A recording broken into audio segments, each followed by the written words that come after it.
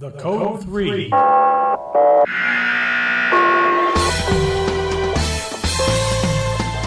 live podcast sponsored by the Marin Fire History Group.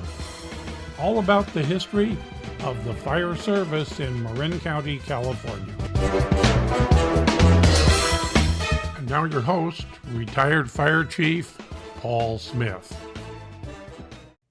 Good day and welcome to Marin Fire History. This is retired Fire Chief Paul Smith, and today we have an exciting story for you. We've got two guests, current Fire Chief of the Southern Marin Fire District, Chris Tubbs, and retired Fire Chief of the Mill Valley Fire Department, Tom Welch. And Tom also moved to Deputy Chief of the Southern Marin Fire District, and he's now retired. Well, good morning, gentlemen. And today we're going to talk a little bit about how you two were the movers and shakers that were able to unite the Mill Valley Fire Department and the Southern Marin Fire Department. Good morning, Chris. Good morning, Chief. Great to see you, and thank you for having us back. It's always great to talk about some of the history here in Marin County. Always some very interesting stories. I think a lot of things that we can learn lessons from. So again, I know Tom feels the same way. We're really grateful for the invitation here today.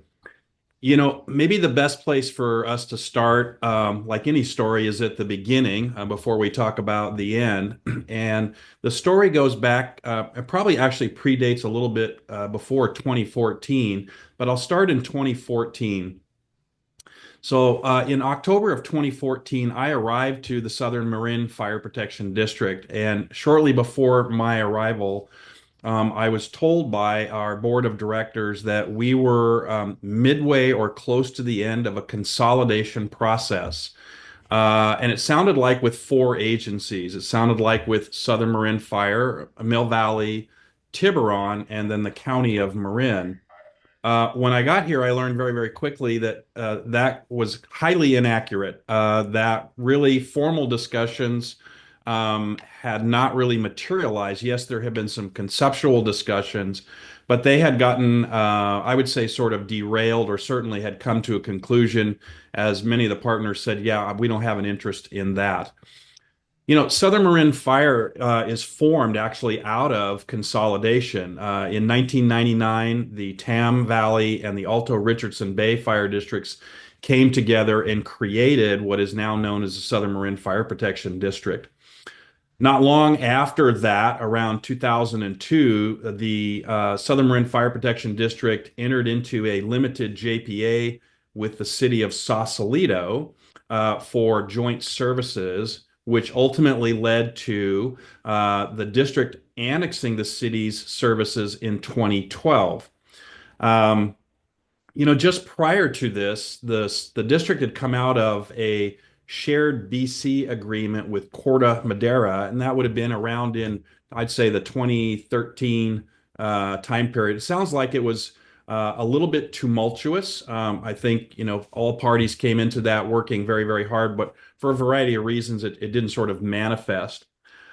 I'll let Tom talk about the Mill Valley Fire Department, maybe its history, before we sort of talk about what precipitated, you know, the discussions and ultimately the plans that were made between Tom and I to move the Mill Valley Southern Marin consolidation discussion forward. So with that, Tom, I'll turn it over to you.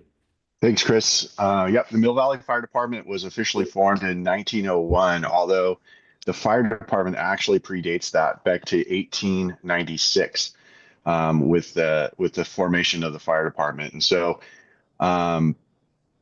for many years, we operated in a volunteer capacity and then transitioned from volunteer to paid staff in the 50s and 60s. And then in the 70s, with the addition of C Shift, you know, went to a full 3-platoon system.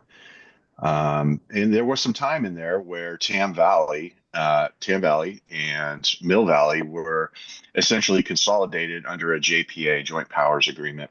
And that lasted from 1981 to 1993. And it came apart quite publicly.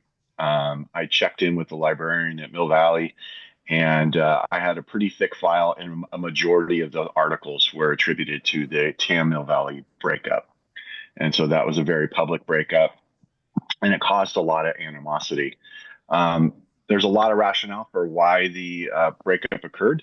One of the strong running contenders for that is that you had strong personalities that held it together because Mill Valley was a public safety agency with the police department. So we had a chief who was also a cop, and he had a very strong personality and was able to keep it together. He retired, and his predecessor came in, and then things stopped functioning as well, which many believe led to the precipitation and the breakup. And so personalities were definitely at play. So again, if I go back to 2014, which is sort of when I arrived and began to learn what the landscape was, as I mentioned earlier, there had been obviously some discussions about consolidations. As Tom has illustrated, certainly sounds like there was some discussion with Corte Madera, and then again, the larger group of four. I recall very distinctly my first meeting that I attended, which I recall Tom was on this very subject, was at Station 9. And for the record, I spent the bulk of my career in the Seattle area, and despite Tom's concerns, I was a Seahawks fan and remain a Seahawks fan to this day. Well, prior to my arrival, that reputation preceded me, unbeknownst to me. And so I arrived at this meeting at Station 9 up in our meeting room, and it was a room filled with a bunch of people that I didn't recognize. And I was sitting off in one corner. And Tom, who's certainly not afraid to start a conversation, after a few moments of discomfort silence, said, "Hey, new guy, we hear that you have a Seahawk tattoo." And I shared with Tom, I said, "Tom, I certainly have some tattoos, but I don't have a Seahawk tattoo." And Tom said, "Okay, we are good to go. Let's move forward." And that really began, I think, in many ways, not only the working relationship, but the strong friendship that Tom and I enjoy to this day. I consider Tom a close friend, a great partner to work with over the 10 years. And we'll hear more about that as we sort of pursue, talking about the rest of this annexation process. At the time when I arrived at the district, we were still feeling the impacts of the 2008 recession. The district had on many occasions been living on what was called the dry loan. So we would get money from the county in advance of our property tax disbursement, only then to have to pay it back. The district's reputation, as I learned at that time, was not necessarily strong. We were certainly seen as having some financial difficulties. I think there were concerns operationally as well. And that fed into, I think, some of the challenges that, we faced moving forward in sort of beginning what I would call what would ultimately be the consolidation process. But one of the ways that we initially began to sort of move the discussion forward, and the catalyst for the district was in part driven by the finance piece, was at that time we had two battalion chiefs. So we had one battalion chief vacant, as did Mill Valley. And so the conversation began of, well, since we each have a vacancy, before we go and promote somebody, is there an opportunity for us to at least sort of experiment and look at the opportunity of some form of shared services that might lead to consolidation? Clearly, there would be some financial savings, and that would be a positive thing as well. But I learned and became very, very sensitive to the fact that from the city's perspective, entering into any agreement with the district was done so cautiously because, again, of this perspective I think that the city had. So Tom, I'll kick it over for you for sort of the counterpoint. Yeah, I mean, the perspective was that I think, dates back to that 1993 breakup and how acrimonious that was amongst some of the key players, and how they were unable, even over time, to let go of some of that anger and animosity. And that ranged from not only some of the chief officers, not all of them, but some of them, all the way up to some of the electeds who had been on the board or on the council for a long time. And so they were hearing in this echo chamber that, the district was unsophisticated and not up to the task of managing our fire services too, which couldn't have been more further from the truth. There were some cultural differences, but there was nothing that couldn't be overcome. And so, that kind of, brought us forward to this automatic and mutual aid that Southern Marin did for all of history, or most of history. When big fires would happen, the departments wouldn't necessarily help each other, and there was a significant reliance on volunteers. And then over time, that kind of melted away to where actually we would help each other, and that the decrease of volunteer fire service over across the country was, no more apparent than in Southern Marin. And so a lot less volunteers and a lot more need to work with our neighbors and friends kind of took over.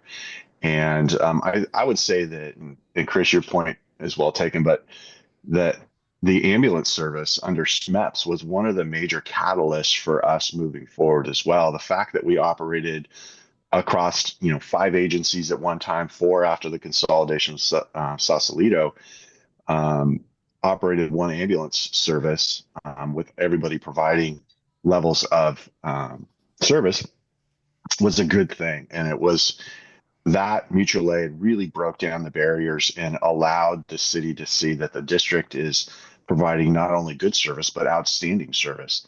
And it was another way for the district to see, hey, those guys aren't a bunch of yahoos either, and they know what they're doing too. And actually, they're going to be the ones backing me up on the hose line. So those are 2 important points. Yeah, Tom, and I appreciate you making those points. I think they're really important because it's not unique to Marin County. I certainly had this experience in the Seattle area as well, is that when you don't offer the opportunity for agencies to interact together on calls or other types of activities, it's very easy to paint the other side in broad generalities, which are generally, nowhere near the truth. But when you have those kinds of interactions, as you say, you start meeting people on the street and it's like, oh, firefighter X from that department, he's just like me. He just happens to be wearing a different patch. Oh, their agencies are facing some similar challenges as we are.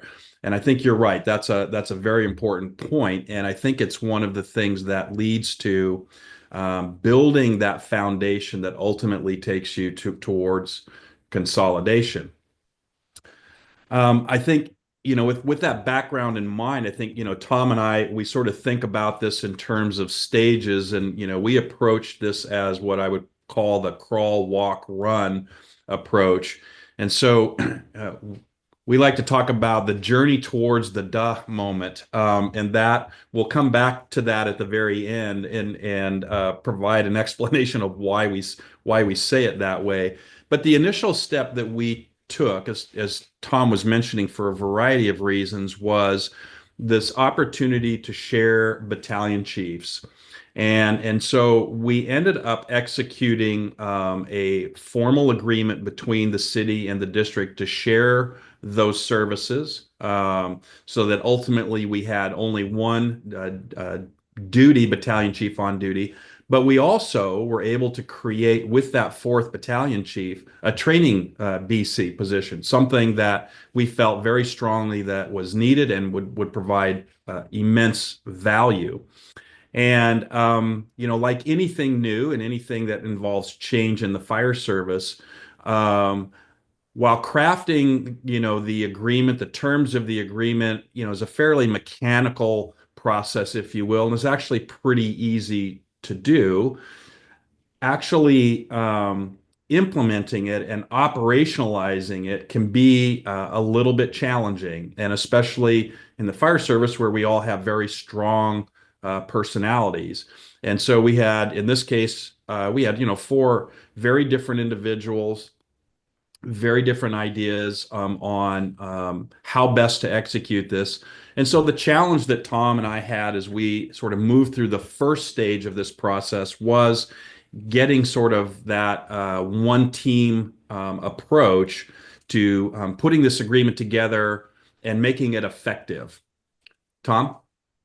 Yeah, one of the stories behind the stories on the shared BC agreement is that Chief Davidson was our fire chief in 2013 then, and Chief Irving was up at Southern Marin, and Chief Tubbs. Well, Chief Irving had indicated he was in retirement, which enters Chief Tubbs. But the story behind the story is that I was a new BC working with Matt Barnes as my counterpart, and I had tore my bicep muscle and was going to be off the line for quite a while. And that's when Chief Davidson was like, "Hey, listen, maybe we can use Matt Barnes, as to fill the gaps." And it was like, "Yeah, that's excellent." And so, one of the funny things is that or interesting things is that an injury really precipitated the initial startings of this, and the Mill Valley guys got to work under Chief Barnes, and Chief Barnes provided a whole bunch of tutelage and teaching moments and things like that, and so it worked out really well. I came back online, and then it's like, hey, wait a second, we can share BCs, and 6 BCs down here is too many. And so with each of us having 2, wow, what an opportunity to consolidate this effort. So that's Share BC agreement comes alive. Plus, Chief Davidson had retired, and I moved up into an interim spot, interim fire chief spot. And then, of course, Chief Irving retired and left, and Chief Tubbs came in and moved up to an interim fire chief spot, if I remember that correctly. That's correct, Tom. Initially, I was hired as a deputy chief, and a couple of weeks after arriving, Jim informed me that he was retiring, and then I would be stepping into that position after his retirement, which occurred about a month after I arrived.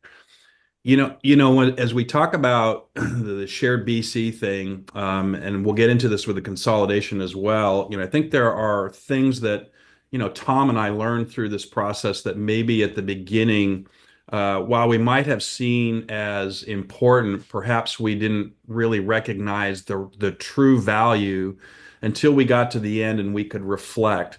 And one of the first things that I would put in that category was the development of a mission statement. So in the early days, Tom and I, as we were building the agreement and sort of building how we would operationalize this, we both came to this conclusion that we wanted to develop a very simple statement that we could anchor to. We want to be able to anchor to it for our people internally. We wanted to be able to anchor to it for our elected officials in all of our communications. It was really the why, right? And in essence, what that statement was about looking for and executing opportunities that leveraged efficiencies and effectiveness. How can we do things better, and how can we do them more efficiently?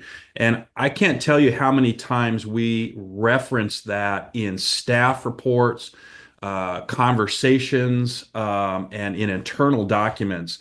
And that proved to be, I think Tom would agree, I think a really important step that at the time, while I thought it was important, I didn't realize how important it ultimately became. I couldn't agree more. That and how we use that, I mean, it was seen everywhere and shared widely. And if you look at consolidation like I do, I see it as a 3-legged stool. You have to have the chief officers on board, you have to have labor on board, and you have to have the elected on board. And when one when one of the legs would slide out of that 3-legged stool, we would go back to those initial goal statements, that initial paragraph, and we'd say, listen, this is what we're doing. This is where we're focused. This is where we're going. This is how it will look in the end. And so it was critical to the success of us going forward. No question about it. And the statement was like world peace. It was hard to argue from any aspect because it had something for everyone. It had firefighter safety in it. It had efficiencies and government and good government oversight and all of those things. And so it was key. It was critical to us moving forward. Yeah, Tom touches on a point, and that we'll expand on a little bit further, but it's this idea of the stars coming into alignment. Again, some of these things that, we certainly learned through this process that, moving forward, these were sort of what I would call foundational elements that you would want to focus on. But with that, maybe Tom, we can transition to the shared management agreement. The shared BC agreement took us basically from 2014 to 2020.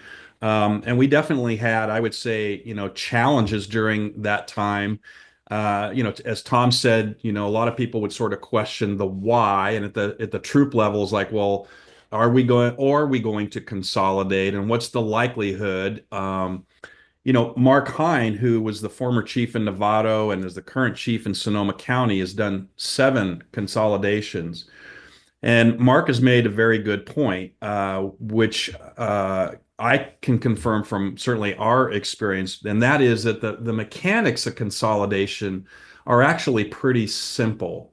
It's the managing people and expectations that is the most challenging thing. And certainly our 6 years in the shared BC agreement, I think that is a very accurate and very fair assessment, because there was sort of no confirmation in many people's minds about where this was headed. We knew where we wanted to go, but as Tom said, considering the 3 legs of the stool, and not all 3 of those legs were saying, yes, that's where we're headed, that made that conversation a little bit more challenging.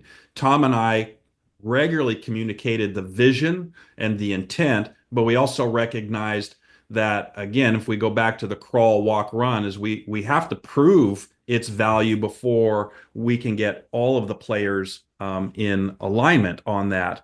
And that became a frequent conversation. And I recall very early on at a board meeting, one of our directors asked me the question, and this would come up with some regularity, is why are we not consolidated with them yet? And this would be after a year or 2 of the shared BC agreement. Mm-hmm. And the analogy I would use is, well, it's very difficult to meet a stranger on the street and say, let's get married next week, if you've never dated. So right now we're in the dating phase, right? As we're trying to determine if this person that we think we want to get married to is actually the person we want to spend the rest of our life with. So again, as I said, this moved us to 2020 and a shared services agreement. And there were some changes that I think contributed to not only the success of the shared management agreement, but really sort of accelerated our move towards consolidation. And one of those was a change in the city management at Mill Valley. Jim McCann retired. A new city manager came in. That was Al Piombo. And Al was very interested in how to sort of move this forward. And so ultimately, that led us to what we termed the shared management agreement. That agreement really incorporated the shared BCs into a new shared agreement, but also the administrative and prevention line. So effectively think of your command and executive staff now all being in one entity. There were some challenges to work through with that. So for example, the city of Mill Valley is a CalPERS agency and we're an MSERA. There are rules in the retirement systems that have to do with lines of authority and discipline and things of that nature. We had to navigate through those. But ultimately out of that, we were able to craft this shared services agreement. And what came from that is, as you referenced, Paul, earlier on, Tom came over as a deputy chief. Now, I will tell you that before the decision was made between whether Tom would step into the fire chief role or I would, is that there were a series of arm wrestling competitions between Tom and I for the deputy chief's role. You can see Tom is a bigger fellow, a stronger fellow than me, and so ultimately Tom won that war and was able to slide over as the deputy chief. Tom, I'll let you pick it up from there. Yeah, no, it's true. I can beat Chris in an arm wrestling match that without question. In fact, I just destroy him, dominate him. Yeah, There's no question there. But no question. it was clear to me that how this needed to go as far as our organizational chart and who needed to be where. And so I was certainly happy to take on the deputy chief role and continue to work to bring the two agencies together. But one of the points I want to talk about is this service synergy that we were able to get to. And what I mean by that is that Southern Marin had absolute strengths, without question, on the water, on the cliffs, technical rescue aspects, and even on the fire ground. And they operated at an exceptionally high level. Mill Valley also operated at a high level. I would not say exceptionally high, but Mill Valley had other strengths where we were doing aggressive vegetation management, good prevention work, and things like that. But when I was the fire chief, I was also acting as the fire marshal, and this brings in Chief Hilliard, where he was solely dedicated to fire prevention. And when him and his team took on the plan review and all the technical challenges that go along with fire prevention and a 4-inch book that you follow, that was an exceptional improvement in service. And so we were able to take plan review times and turn them around. We were able to leverage a training officer to bring everybody onto the same page to get to one agency. That was the goal. And so each agency brought strengths, and we were able to leverage those. And it was this concept that I told the city council. I said, listen, the result is 1 + 1 = 3. And there is an exceptional enhancement in service if we can bring these agencies together. And in the end, I think all people agreed with that. The other thing is I can't speak enough about Al Piombo, and it hurts my heart to bring up that a cop was able to help the firefighters get through. It does. And actually, another cop, Todd, was able to, as a city manager later after Al, was able to get it through the goal line. And it hurts my heart. In fact, I get a little nauseous when I bring it up. But setting that aside, Al Piombo was dealing with, and so was Chief Tubbs, unprecedented financial problems due to COVID. I mean, that guy took the office of city manager and was required to cut millions of dollars from the budget. And so he's doing that, keeping the city afloat, managing through COVID, as was Chris Tubbs and our team on the Southern Marin side, keeping our people safe and providing excellent service to our community. He was doing the impossible and found time to do that and focus on how do we move this relationship along? How do we get the annexation done? We mentioned earlier that one of the key lessons that we learned in this process after reflection was the importance of this mission statement.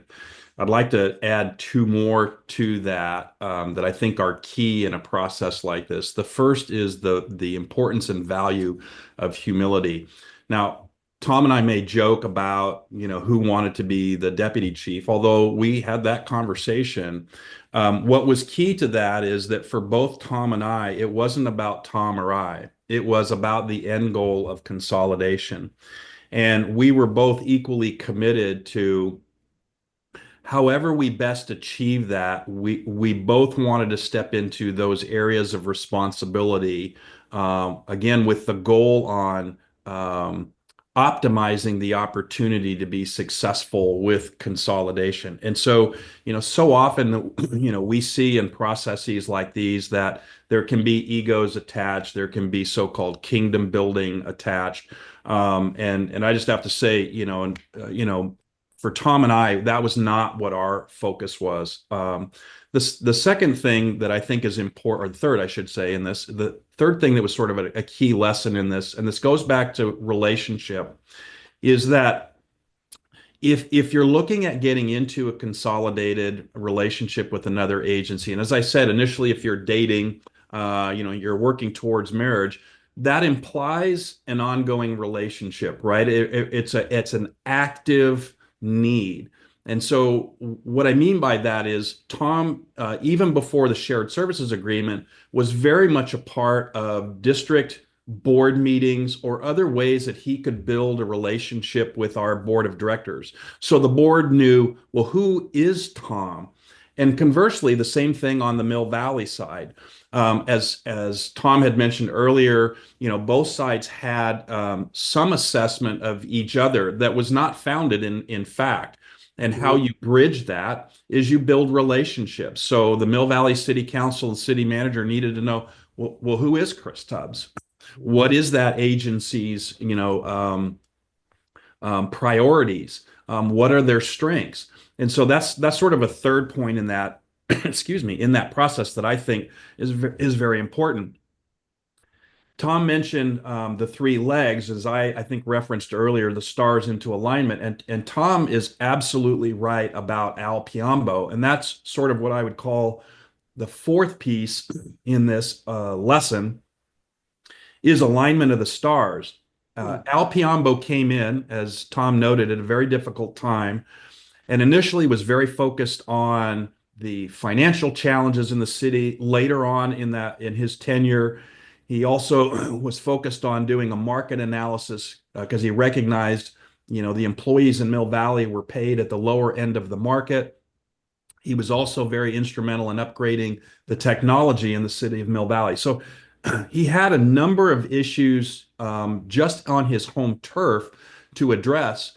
But Al also, in that process, came and sat down with Tom and I and said, okay, we're going to get the consolidation done. Let's go.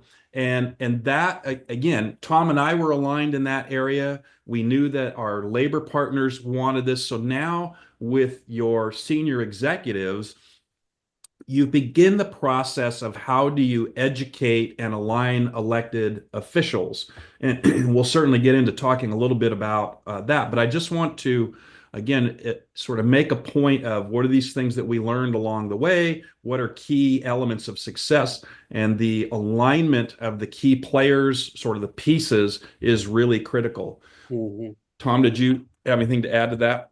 No, sir.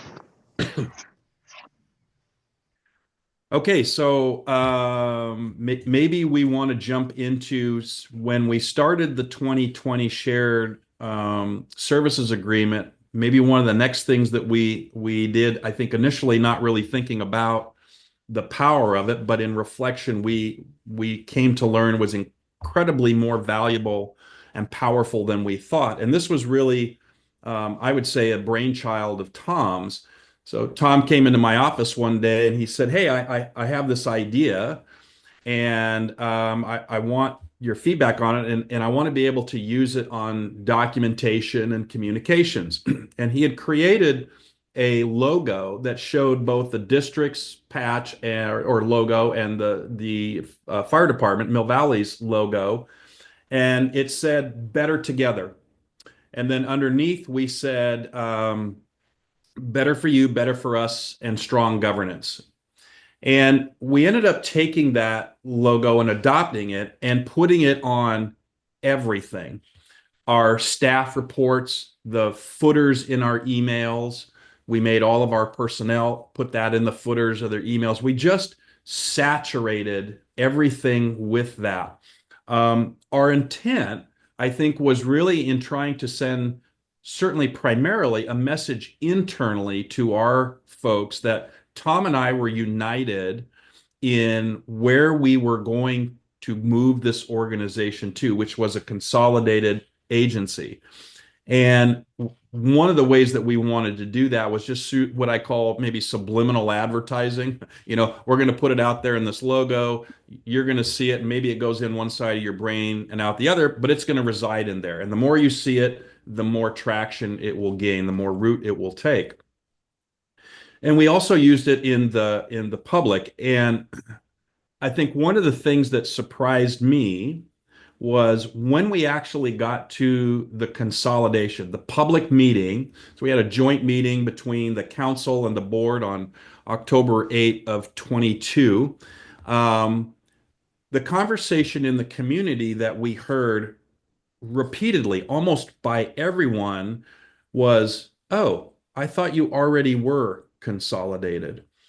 And that was I think, an aha moment for Tom and I relative to this logo and branding that we had done, was the power of that messaging in conjunction with the teams operating as one in the field. So the citizens, the residents and the business owners, they might see a Mill Valley engine pull up and they might see a Southern Marin engine pull up together, but they saw the team acting as one. And so the natural conclusion for them was, well, they already are one agency. They might have different, patches and labels on the vehicle, but they're essentially one agency. Tom? Yeah, one other point there too, which was very instrumental and eye-opening for me, is that the district moved forward with hiring a specialist to communicate what the district was doing and how the district was doing. And Alicia achieved that position. And so she was exceptionally instrumental in not only taking our brand, but then shoving it out to where all reaches of the community could get to it. And shoving out is probably the wrong word, but sending out that messaging so that it would saturate. And then when you thought you were done saturating, resaturating and resaturating. That was an instrumental piece to the messaging. I worked, both Kristen and I worked closely with her to make sure the messaging was just right. And then she took her professional prowess and just amplified it times 10. She was exceptionally instrumental in helping us put that message out.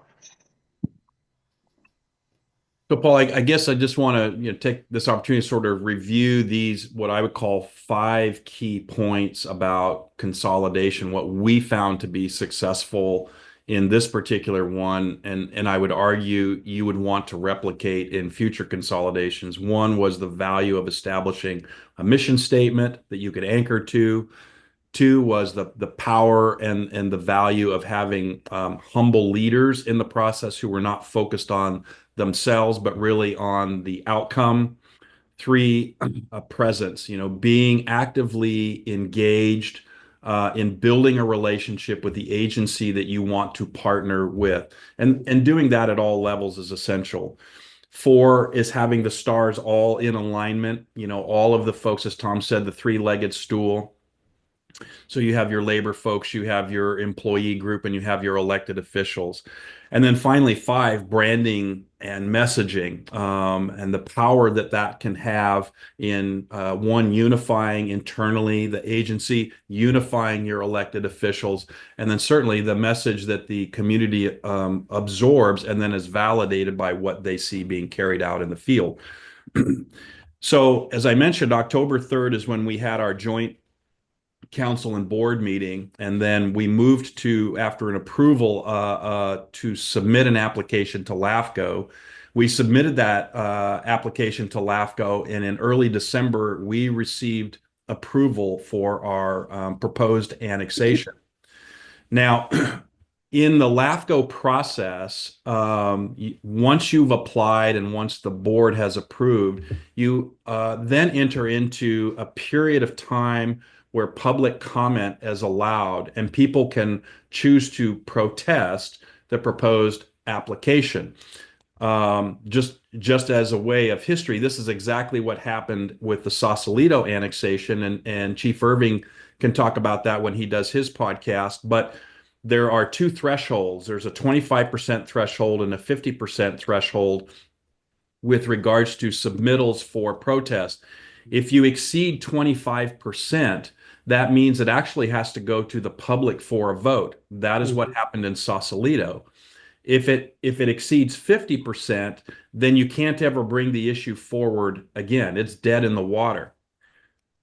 Tom and I were, I think, concerned about, how many protests we might get and what those protests might be about. And clearly, we had hoped that we wouldn't hit a 25% level. We were trying to move this thing forward, as quickly as we could to sort of put the final question to bed. Are we doing this? Are we not? And I didn't know at the time, but you can waive the protest period. But there are a lot of risks associated with that because there is a process for that as well. But in consultation with our executive manager at LAFCO, Jason Freed, Tom and I had a number of discussions, and Jason made a case for why he believed that that was the best course for us. All you need is one protest during that waiver period, and it sets you back. And I think Tom and I were concerned about that. But after, discussion and multiple conversations with Jason, we chose to take his recommendation. Hmm. And as a result of that, we didn't get one protest. We went through the waiver period without any additional comments. And so subsequent to that, the annexation was finalized. We chose, though it was approved by LAFCO in December of 22, we chose July 1, 2023 as the official date of annexation to align with the fiscal year. To us, that made a lot of sense. And so all of the processes, if you will, with regards to transferring revenue, moving people over, sort of closing the Mill Valley Fire Department, taking it off the Mill Valley books, all of that would occur after that point in time. And that is what we did. Now, having said that, it doesn't mean that this process was without pain. I don't think Tom and I would want to paint a picture that we didn't have road bumps along the way, that we didn't have challenges that we had to sort of navigate through. And maybe we'll jump into talking about those now. Tom, if you want to kick off, I'll follow up after you. So we're at challenges that came along with putting this all together. There were disparities in contracts. The two contracts were wickedly different. Although when you broke them all down into their micro pieces, the reality is that the costing wasn't much different. A Mill Valley, BC was costing about the same as a Southern Marin, BC. Now, that wasn't true at all the ranks because you might remember Mill Valley had trainees, firefighter trainees, and they were, that's a very entry level spot. And they were paid below market for experience opportunities. And so that was a thing that needed to be dealt with. And labor was very, very clear that that needed to be dealt with. And so that was dealt with. The trainees were all brought up into firefighter one positions, which didn't all the way align with the Southern Marin contracts, but got us closer.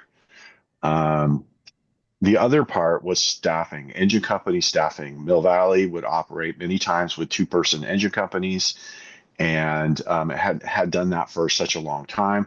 That was absolutely clear that the district, not only the district, but also that labor was like, we need to fix that.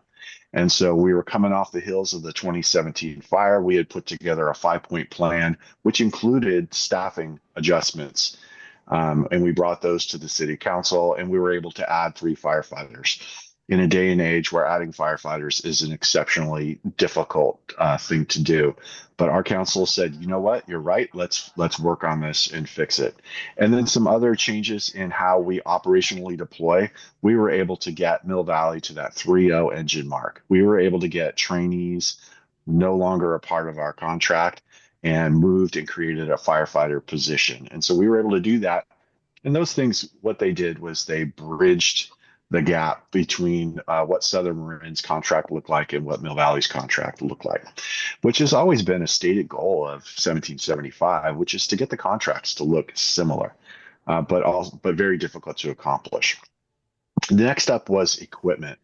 And Southern Marin had put an exceptional amount of thought and forward-leaning, they put together a very thoughtful fire engine.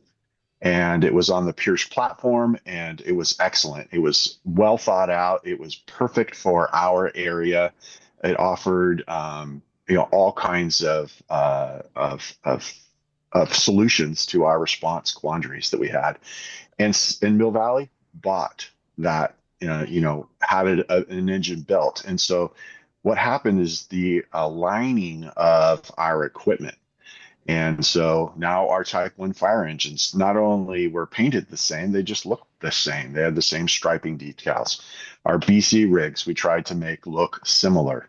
The ambulances under SMEPS already did look similar. And then we bought two sister Type 3 fire engines that looked now identical. And they were essentially the same spec and the same everything. So contracts were coming in alignment, staffing was coming in alignment, and then, of course, equipment was coming in alignment. The final piece of that was policy. How do we make our policies look the same?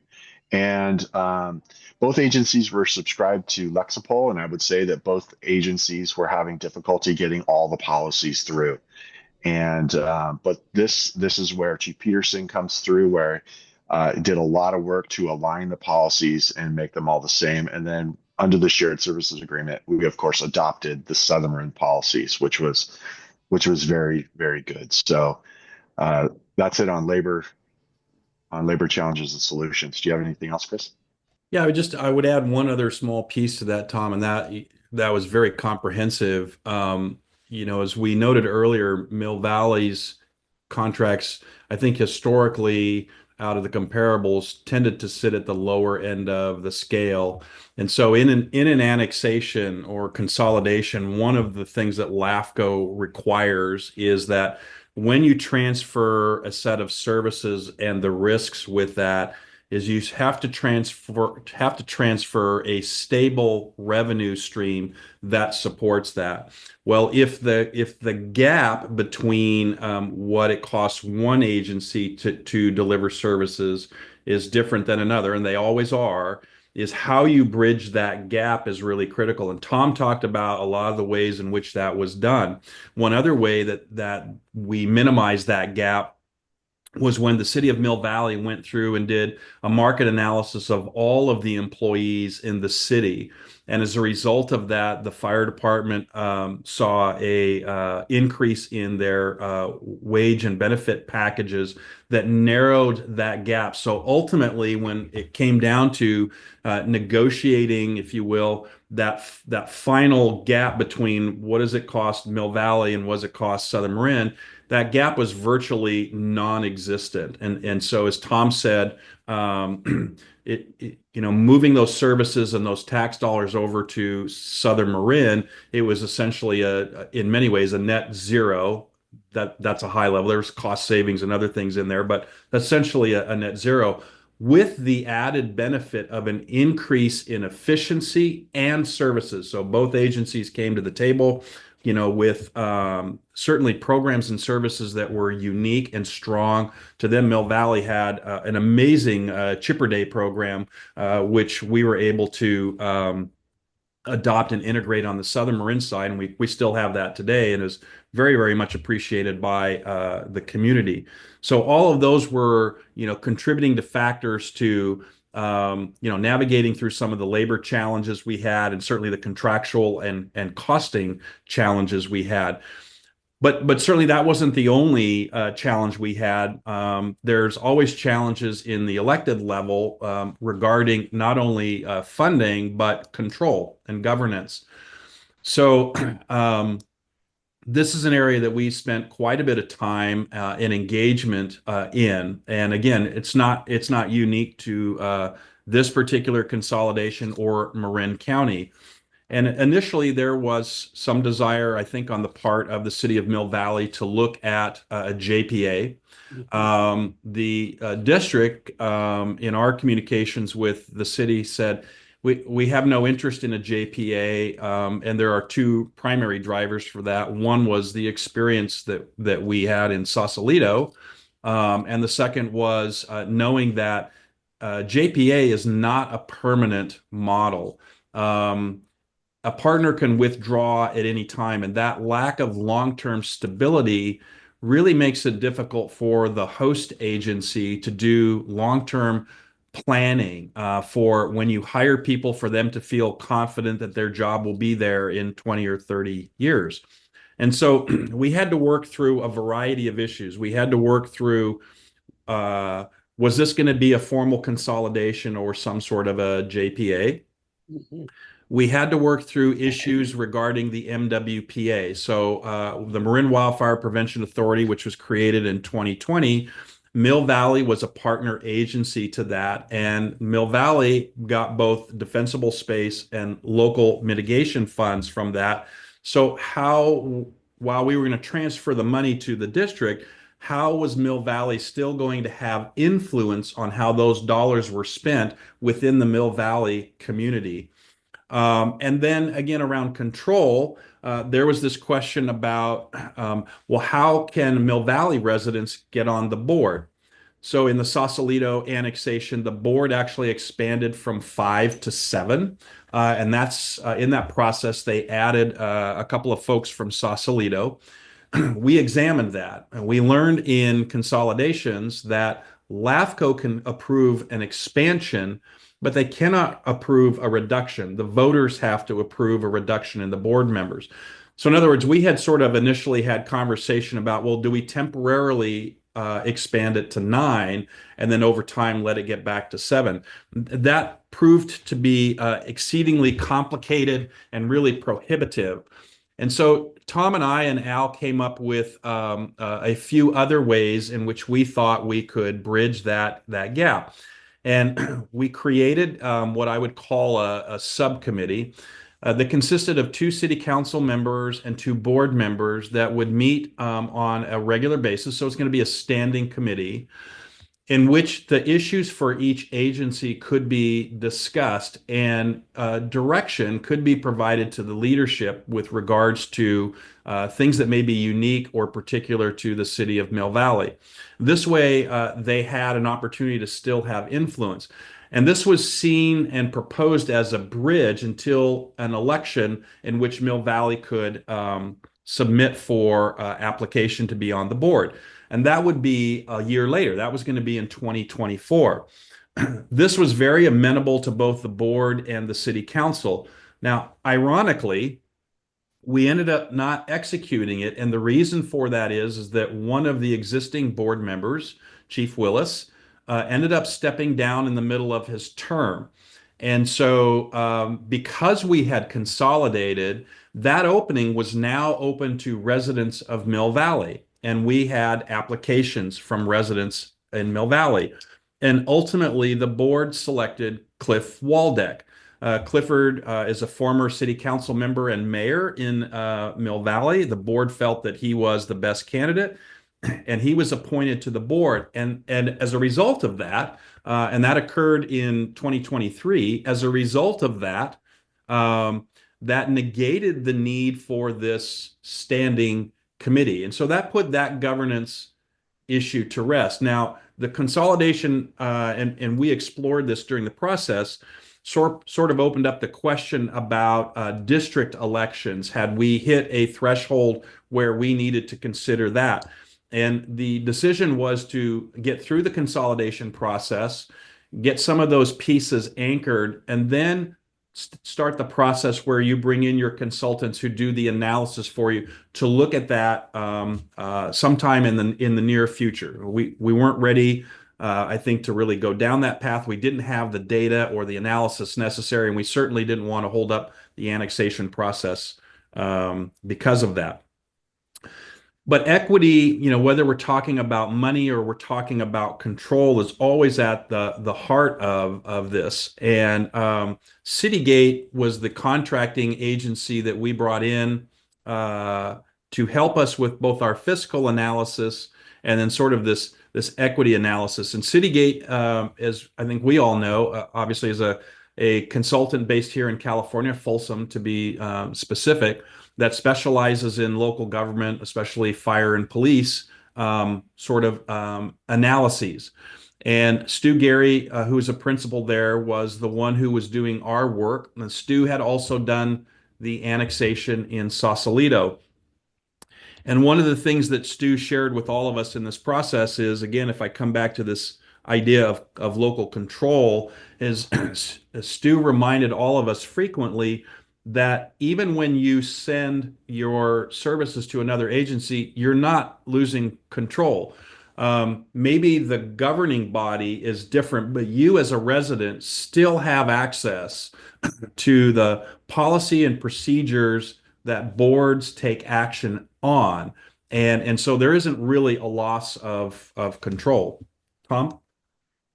Yeah, equity was a big challenge for us to work through, and I'll name a couple things. At the firefighter level, it was, is Southern Marin subsidizing Mill Valley, or is Mill Valley subsidizing Southern Marin? At the captain level, same discussion. At the BC level, all of a sudden the workload went up for them, because we're essentially before LAFCO approved, we were running two separate fire departments acting as one. And so the work level, we had two separate contracts, we had two separate policies, we had two separate, all those things were challenges. And so equity was always at the forefront of that. And then even at the district board level and city council level, the board would ask, is Chris Tubbs doing too much on the city side and not enough on the district side? Is Tom Welch doing too much on the district side and not enough on the city side? And so that equity report that came out, was quite eloquent and nicely just put a lot of that to rest so that we could move forward. Equity on another level, because we were running two departments but acting as one, we were sharing an overtime list and we were sharing different things. And so there was a ton of work done in the background with Southern Marin's finance team to make sure that once a month, money would be exchanged back and forth to make sure that it was all equitable. And what a challenging process that was. Overtime, salaries, benefits, all of those things to be calculated up into one ball and checks to fly back and forth to each other. It was an exceptionally difficult time. I'm a paramedic. I'm not a finance person, but I learned quickly how to do a spreadsheet and to manipulate those things. But boy, equity was just a big hurdle to get over, and Citygate was an excellent resource to get us through that. We have completed a year almost of the annexation with the transfer of money. And actually, we have completed a year. We're into our second year. And in that period of time, both the city and the district have and are going through what I would call a reflective analysis of how accurate were our financial calculations. And I don't have the number in front of me, but I recall the city reporting actually a savings on their side as a result of the consolidation. And the number 300,000 sticks in my mind. We're running calculations on the district side right at this time, and we're finding, I would say, a somewhat similar experience in that the differences that we thought we would get are I'm not going to say zero, but they're very, very close to that. So we have a difference in our calculation in our current estimate of around $60,000, which is offset by revenues from SMEPS. And so in the end, it's looking as though the district didn't lose any money, and in fact, because of revenue, because we budget very conservatively, we did better on the revenue side than what we initially calculated. And so I'd say for Tom and I and others, this is one of those consolidations that is a success story. Again, not without our challenges, not without some difficult moments, but overall, once this was executed, once a decision was made that we were going to go down this road, there was an immense change within the culture of our personnel, because this was sort of an unknown for many of them. Are we getting married? Are we not? Are we going to be perpetually dating? Once we made that decision, and once actual steps were taking place, like the onboarding of Mill Valley people into Southern Marin, it became very tangible for our people. When they started going and getting their uniforms updated with the new Southern Marin patch, when we were putting new labels or new logos on the fire engine. We weren't removing Mill Valley, but we were putting the district logo on the side, or re-signing, putting new signage out in front of stations 6 and 7. This became very, very tangible for our people. And I think one of the things that I witnessed, I was incredibly proud of our people, because I think once that occurred and they saw this was going, it generated a lot of excitement. Again, not that we didn't have little bumps along the way, but as an overall assessment, and even to this day, people remain excited about the future of the organization.